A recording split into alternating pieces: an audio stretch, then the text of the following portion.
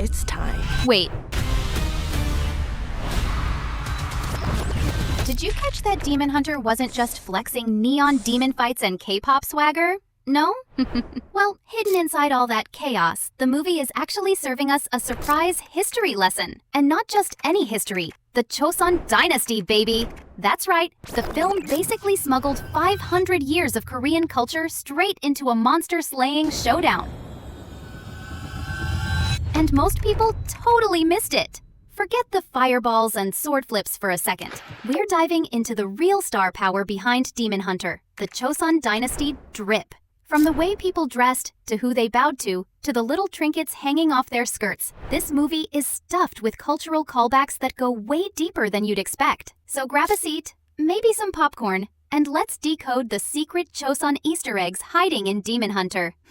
Life on the Joseon social ladder. All right, let's kick it off with Jinu's flashbacks. You know those gut punch moments where we see him dragging jars, eating scraps, just trying to survive? That wasn't a random sad boy backstory. That was straight up Joseon Dynasty reality. Now, quick note before we dive deeper. What we now call Korea was once known as Joseon. So those palace halls and village streets you see in the film, they're rooted in the worlds that shaped today's Korea. See, back in Joseon, society was basically one giant ladder. And spoiler alert, most people were stuck on the bottom rung. At the top, you had the Yongbon, the elite scholars and officials living that silk and palace life. Then came farmers, artisans, merchants, and at the very bottom, the Nobi, Korea's hereditary slaves. Here's the wild part. This wasn't some small group. Historians estimate that in the 17th century, nearly a third of Korea's population was enslaved. Yup, you heard that right. Joseon had one of the largest and longest-lasting slave systems in world history. Now think about Jinu. His flashbacks aren't just random tragic anime boy energy. They're showing us what life was like when you had no money in Joseon times. Being poor meant you were stuck doing grueling labor, barely eating, and praying you didn't get crushed by taxes or conscription.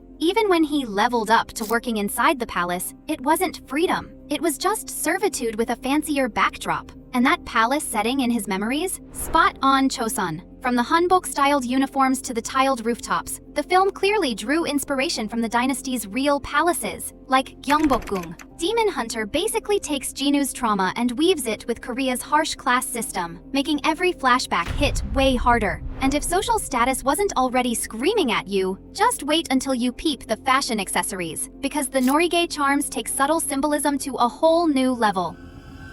Norigae, the secret language of charms. Let's switch gears and talk fashion, because Demon Hunter doesn't just throw pretty costumes at us for fun. Did you catch those dangling ornaments tied to the girls' skirts? Those weren't random bling. That's called a Norigae, and in Joseon times it was a whole cultural language of its own. Think of it like the OG charm bracelet, except instead of "this charm means I love Paris," a Norigae could symbolize wealth, fertility, protection, or even warding off evil spirits.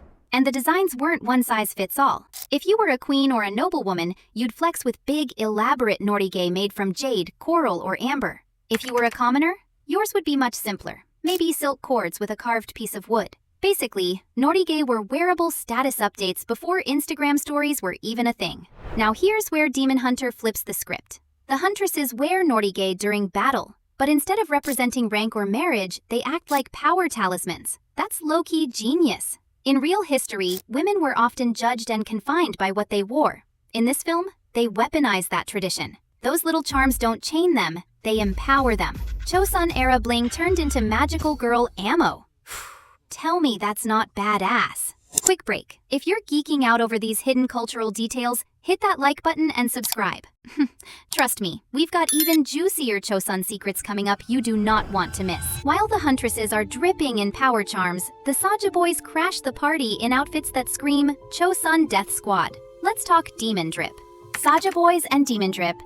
Oh boy, the Saja Boys. The moment they pop up in full demon form rocking those ominous robes, you probably thought, dang, savage outfit. But nope, that's Joseon history knocking again. The look comes from the Joseon Saja, grim reapers in Korean folklore, afterlife messengers in long black robes guiding souls to the next world. Creepy? Absolutely, but also deeply woven into Korean art and stories. Here's the twist. Those black robes aren't just spooky death uniforms. In Joseon, black was also the color of the restriction guards, the guys guarding the king inside the palace. Kinda poetic, right? In Demon Hunter, the Demon King flips that on its head, dressing his Saja Boys like his own creepy palace guards. But it doesn't stop there. On real Chosun battlefields, peasant soldiers often wore plain black military robes called hyopsu, while higher-ups flexed with colorful vests and fancy belts. So, when the movie slaps the Saja Boys in all black, it's pulling double duty. They're dressed like king's protectors and like the lowest-class soldiers, mirroring Jinu's own rise from peasant life to serving the Demon King. It's not just a drip choice, it's a history-packed burn. And if you squint a little, the metaphor gets even juicier. Idol culture in K-pop often dresses boy bands like they're untouchable, larger-than-life figures. So here, the Saja Boys are literally idol demons in Chosun cosplay. It's both a flex and a critique. Glamour mixed with menace, culture twisted into spectacle. But if their outfits screamed menace, the lotus flowers whispered power. Let's talk about that royal bloom, the lotus flower flex. Phew! Okay, let's zoom in on that lotus flower detail, because trust me, it's way more than a random embroidery choice. The lotus has been a heavyweight symbol across Asia for centuries, but in Chosun, Korea, it carried a special royal vibe. Why? Because it was tied directly to the queens. Paintings from the dynasty often show queens or noble women surrounded by lotus flowers, almost like divine Pinterest boards. The flowers symbolized purity, resilience, and most importantly, fertility. If a queen wanted to emphasize her role as the mother of the nation, or her hope to bring heirs into the world, lotus imagery was the go-to. It wasn't just pretty, it was political. And the metaphor is chef's kiss. The lotus grows in muddy water but blooms flawlessly and brightly. For Chosun queens, that was basically the ultimate flex. Look at me, unshaken by the mud around me, but still radiant. So when Demon Hunter drops that lotus into a character's outfit, it's not a casual design choice. It's layering centuries of meaning onto her. She's being framed as someone with power, responsibility, and maybe even a nod toward being a symbolic mother figure within the story. It's subtle, but once you know, it's like, oh, the costume department was playing chess, not checkers. Chosun weapons in action. Now let's talk about those fight scenes, because the way the huntresses wield their weapons isn't just stylish, it's deeply rooted in Chosun tradition.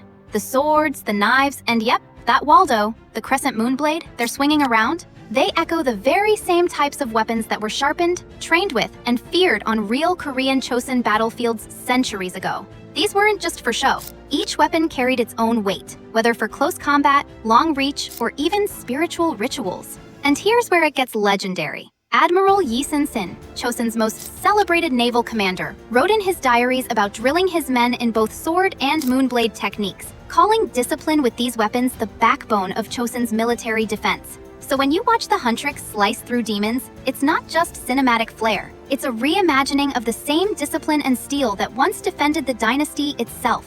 What the movie does so cleverly is take that history and remix it. Weapons that once symbolized authority, survival, and spiritual strength are now in the hands of a girl squad, turning tradition into empowerment. It's Chosun grit reloaded with CGI sparkle, and honestly, it slaps. And speaking of symbols, let's not forget the film's fluffiest history lesson. Derpy the tiger. Tigers in the palace. All right, let's talk Derpy. Our blue tiger isn't just there to look cute. He's literally Rumi's DM service to the underworld. And yeah, that might sound like pure fantasy, but nah. Korea's been on this wave for centuries. In old-school folklore, tigers weren't just scary animals. They were bodyguards, ghostbusters, and sometimes even mailmen for the spirit world. Folk art called jakodo shows it best. You get the tiger looking almighty, while a little magpie sits above, basically talking smack or dropping news. Sometimes the tiger looks fierce, other times straight up goofy. That mix of scary and silly, that's 100% derpy. And director Maggie Kang straight up confirmed it. Those big eyes, awkward stance, goofy chaos, it's pulled right from Kachi Minhwa paintings where tigers looked more like confused dads than kings of the jungle. But the second things get real, Derpy flips back into protector mode. So yeah, when the movie puts a tiger in the palace, it's not just, aw, cute sidekick. It's history in disguise, a symbol that bridges worlds, bringing warnings and protection with a wink and a roar. So yeah, Demon Hunter isn't just a demon-busting, idol-dancing, neon fever dream. It's basically a Joseon Dynasty remix. From the rigid social ladder that shaped people's lives, to the Norigae charms dangling on skirts, to lotus flowers stitched with royal meaning, to Grim Reaper Saja Boys dressed like nobles, to palace tigers roaring with symbolism, to weapons that once defended the kingdom, the film is packed with cultural callbacks hiding in plain sight. And that's what makes it brilliant. It's not just entertaining, it's sneaky educational. You leave hyped by the action, but also curious about the real history behind it. So next time you watch it, don't just vibe with the K-pop swagger and demon slaying. Watch closely, decode the Joseon drip, because once you spot the history, you can't unsee it. And honestly, it makes the movie 10 times richer.